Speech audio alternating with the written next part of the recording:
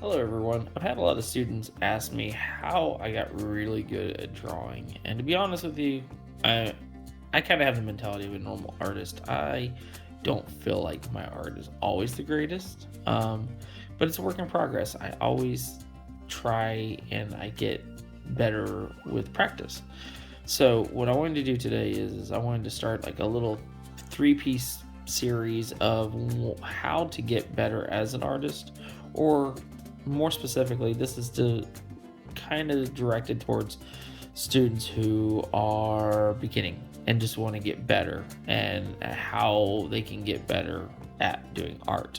So I know a lot of people talk about digital art, but I wanted to talk about the pencil and paper and pen and paper and talk about how I got to where I'm at and how they can become better artists and get better at drawing.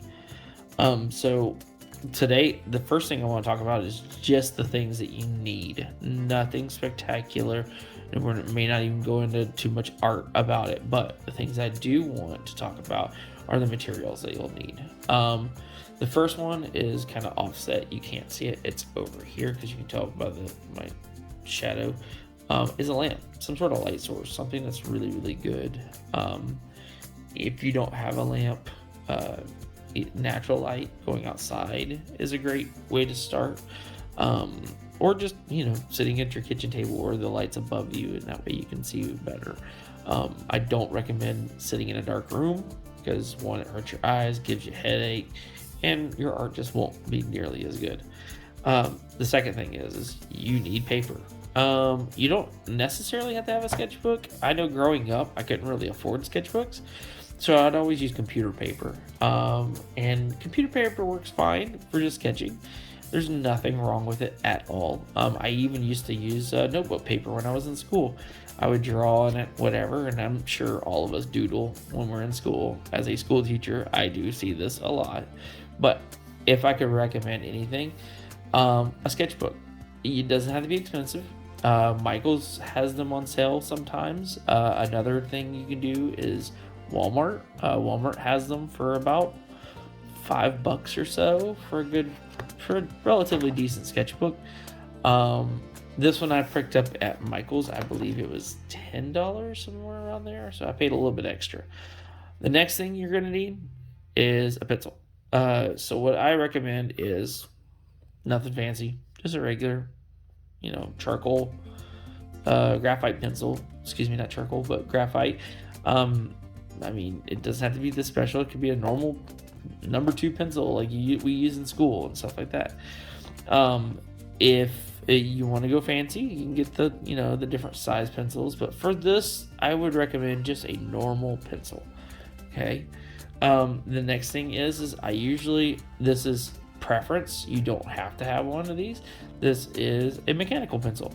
I've always liked drawing with mechanical pencils over wood pencils, but because of the way I'm going to do this video, I want to talk about both things. I'm sorry my camera's so shaky, but I want to talk about both. But this is something that I didn't learn till probably a few years ago, and that's the next thing that you need. I feel you need is a colored pencil. Now, I would recommend trying to find a colored pencil with an eraser on it. You don't have to have one with an eraser. It's just that some colored pencils use wax instead of the graphite or colored graphite. I think this one might actually be like Prismacolor, so it's probably wax, but it erases. That's what matters, is that you can erase it. I've actually used other pencils that like this one, for example, that does not erase very well, but because it's such a light color, that it works for me. So I would recommend, it doesn't have to be red, it can be blue, it can be green, it can be purple, it doesn't matter, as long as it's a different color than your original pencil. Okay, that's your biggest thing. So with that being said, these are really all you need to get started drawing.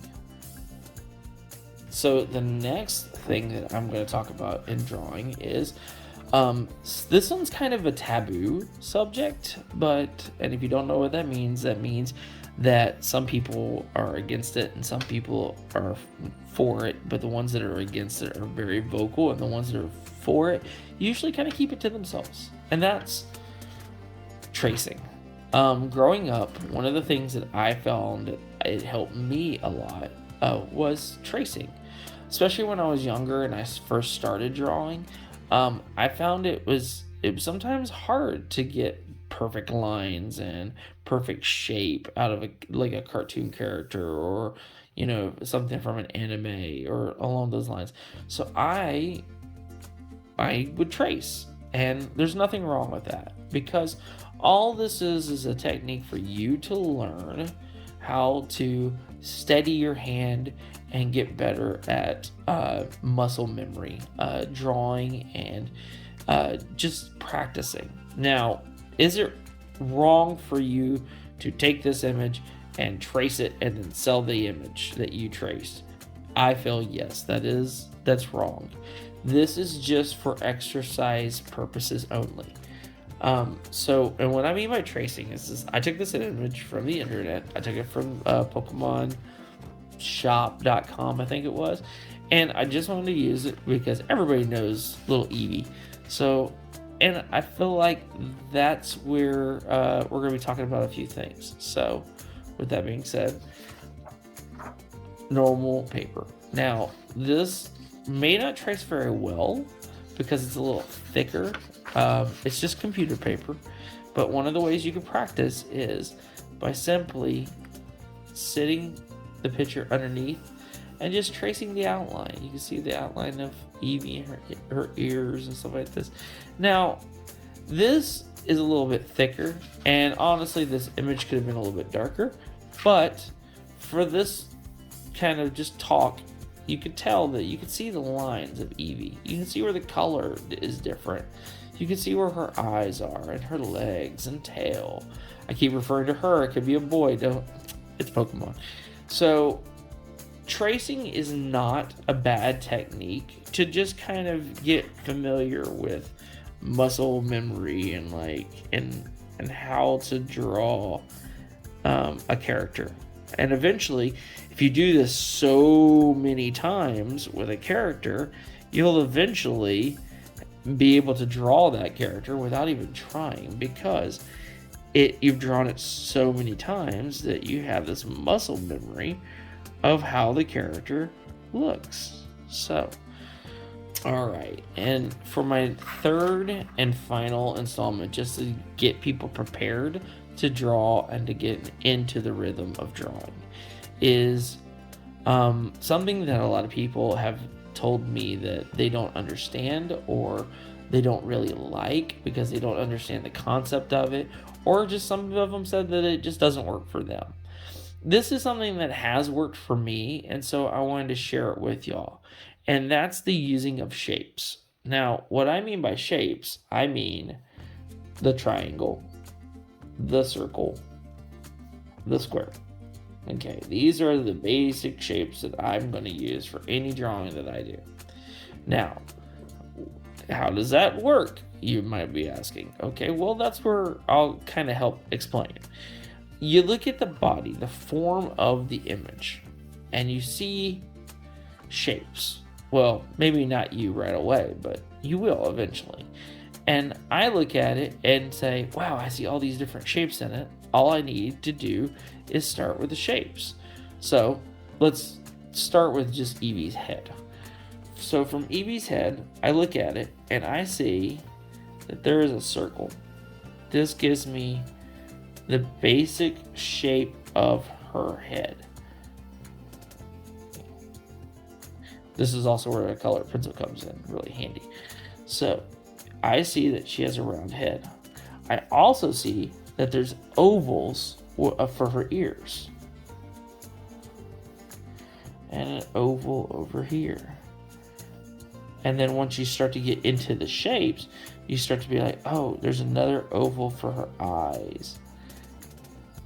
And does it have to be perfect? No, because we're just kind of practicing. You could do it if you look at her nose. It's actually kind of a triangle.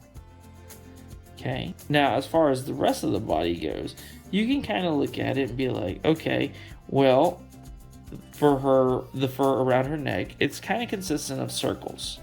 So let's look at the circles. Okay.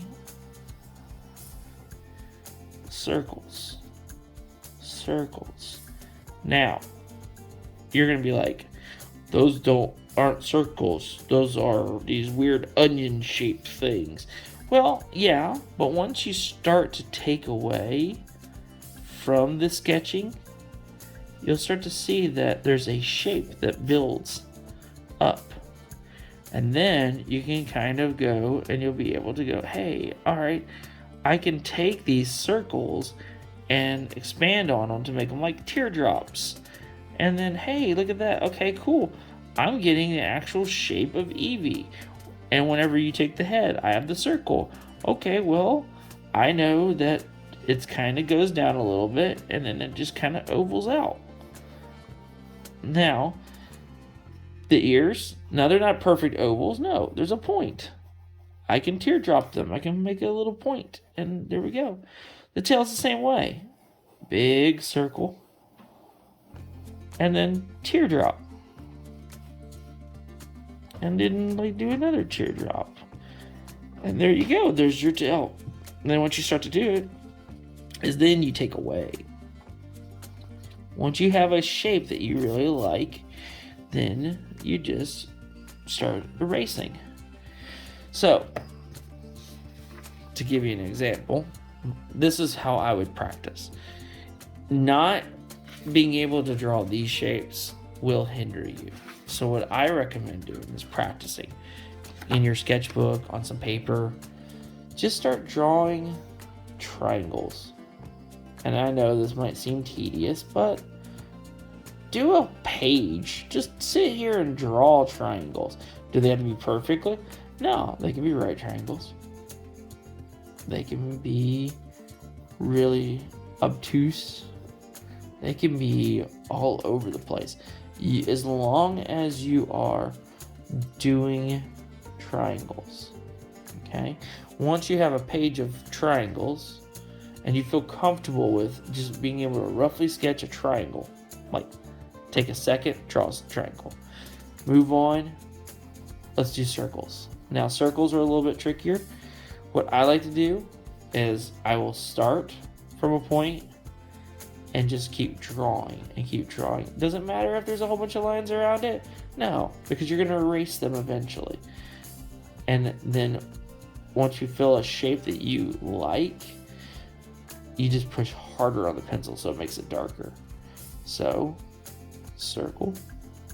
Okay, I'm starting to get the shape that I like.